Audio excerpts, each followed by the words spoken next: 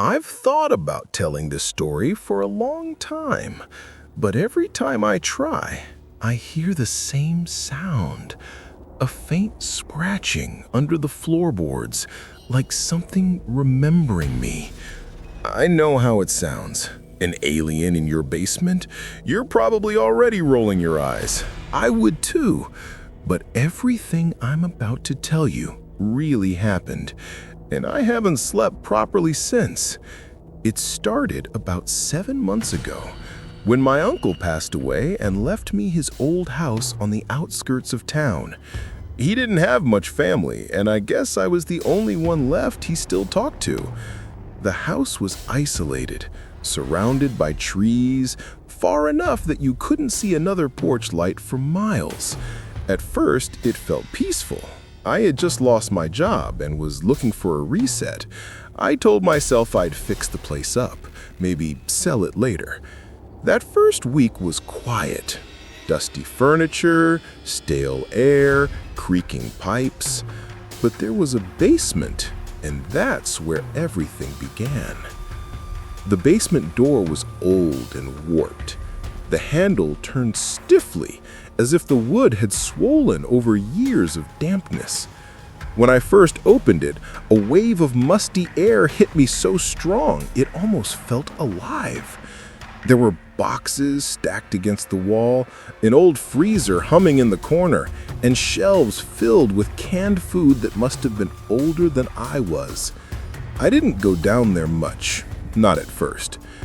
But after a few nights, I started noticing something strange. It was a smell, faint at first, like iron and rot. I thought maybe a raccoon had gotten in. Then came the noises.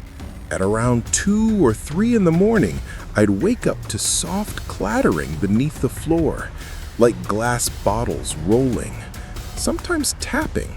Sometimes a slow, dragging sound, as if something heavy was being pulled along the cement.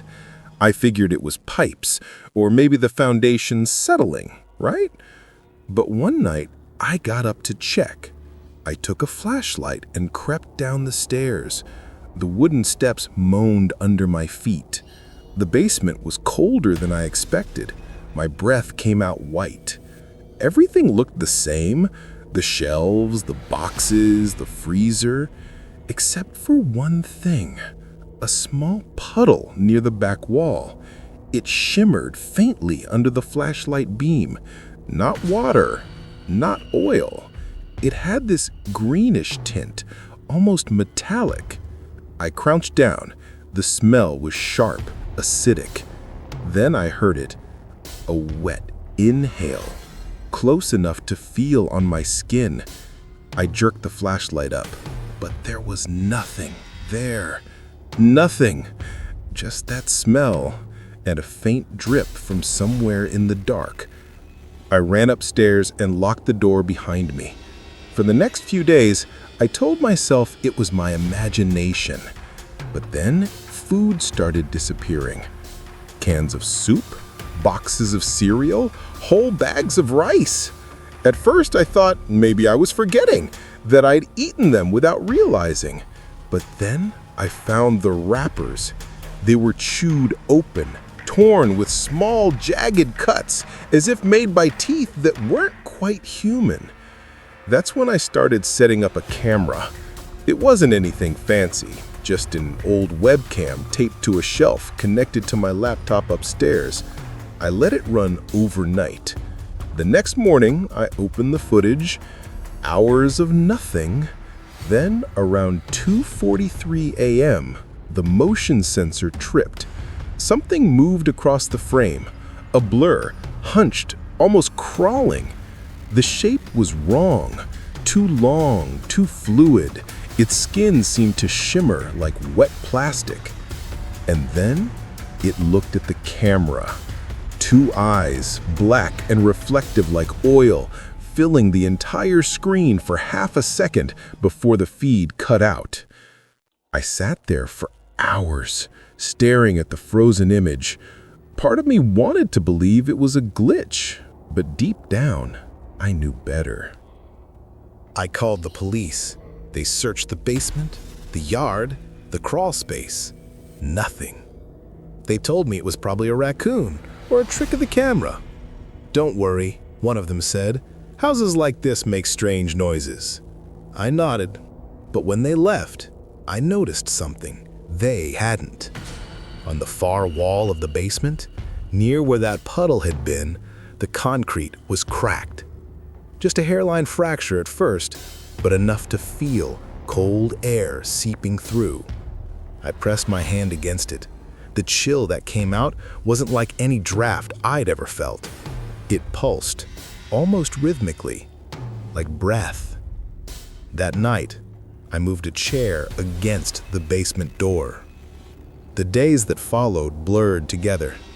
Every night, I'd hear scratching, sometimes whispering. Once I woke up and saw the basement door slightly open, just a few inches, enough to show darkness beyond. I couldn't move. I just lay there, staring until dawn crept through the window. When I finally worked up the courage to look, the door was shut again, but the chair had been moved aside. After that, I stopped sleeping upstairs. I started staying awake at night, sitting with a flashlight and a kitchen knife, listening. That's when I began to understand. It wasn't trying to hurt me. Not yet. It was curious, studying me. I'd catch glimpses sometimes, from the basement window when I walked by outside. A faint shape behind the glass, motionless, watching.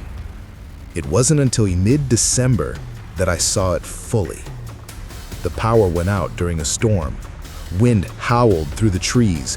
Rain pounded on the roof like fists. The basement door began to rattle, softly at first, then violently, as if something below was pushing against it. I grabbed a flashlight and yelled, "Who's down there?" No answer. The door stopped shaking. I took one step closer, then heard the stairs creak. Something was climbing up. I froze. The light flickered. Then it appeared. Halfway up the stairs, its body was thin, impossibly long, skin gray-blue like something that had never seen sunlight.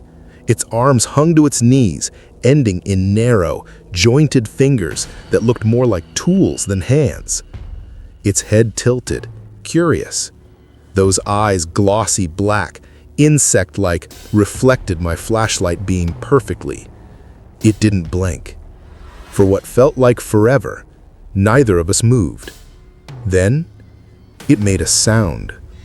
Not quite a word, but something between a breath and a whisper. A low, wet vibration. I stumbled backward. The flashlight fell. When I picked it up again, it was gone. But the basement door was wide open. After that night, I thought about leaving. I even packed a bag, but something stopped me. It sounds insane, but I couldn't shake the feeling it wanted me to stay, that it needed me. Every night, I'd hear it moving below, gentle, rhythmic sounds like breathing in sleep. And sometimes, I'd find small objects left near the door. A smooth stone. A piece of metal shaped like a spiral. Once, a dead bird, its chest perfectly opened like a surgeon's cut. I didn't understand it. Was it trying to communicate? To mimic me? I started researching. Meteor sightings, unexplained lights. And that's when I found something. 6 months ago, the same week I moved in, there had been reports of a bright green object falling from the sky in the nearby woods. A meteorite, they called it.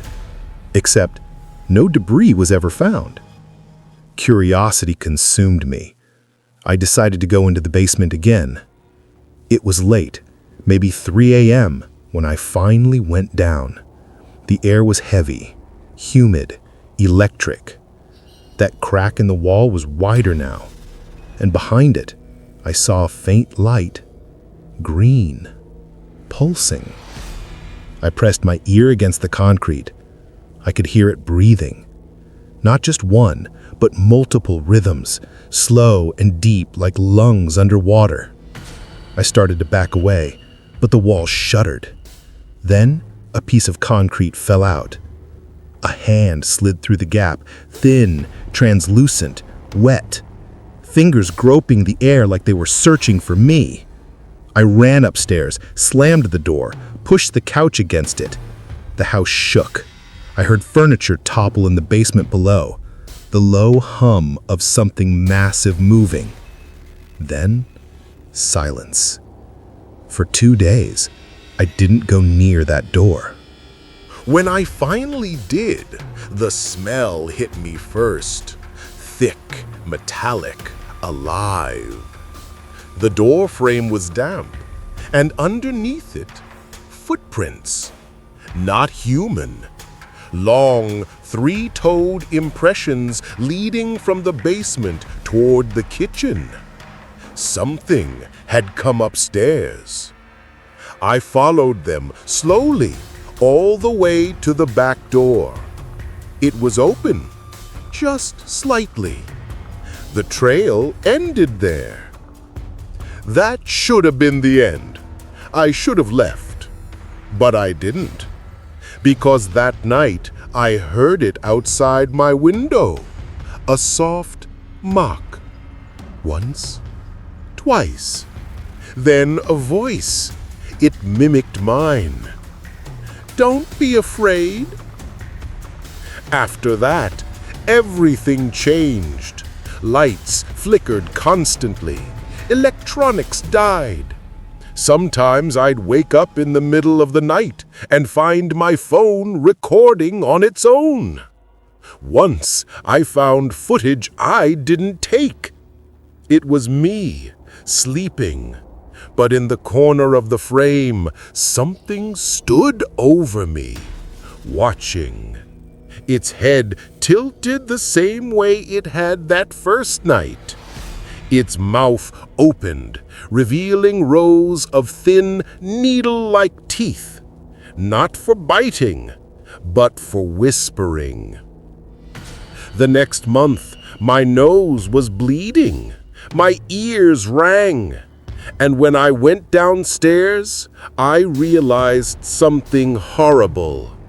The crack in the basement wall was gone, sealed, perfectly smooth, like it had never been there. But the sound was still there, faint breathing, deeper now, inside the walls. By the 5th month, I wasn't eating. I barely left my room. My reflection started to look wrong. Paler, thinner. My eyes had dark circles like bruises. Sometimes I'd wake up standing in the basement doorway without remembering how I got there. Once I woke up holding one of those metal spirals. It was warm, pulsing faintly.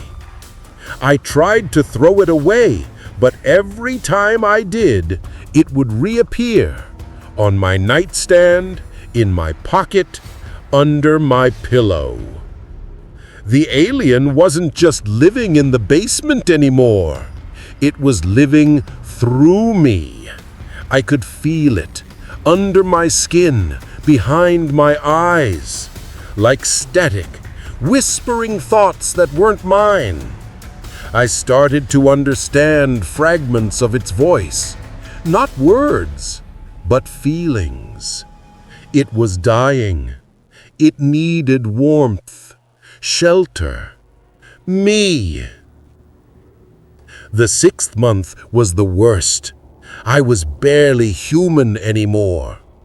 The basement had become different. When I went down there, the walls pulsed like flesh. The air shimmered with a faint green glow. In the center was the creature, larger now, cocooned in a web of translucent material that pulsed like veins.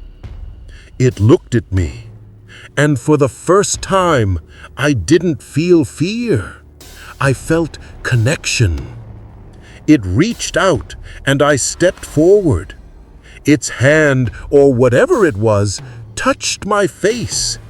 Cold, wet, but gentle. I felt a rush of images, stars, darkness, a crash, pain, hunger.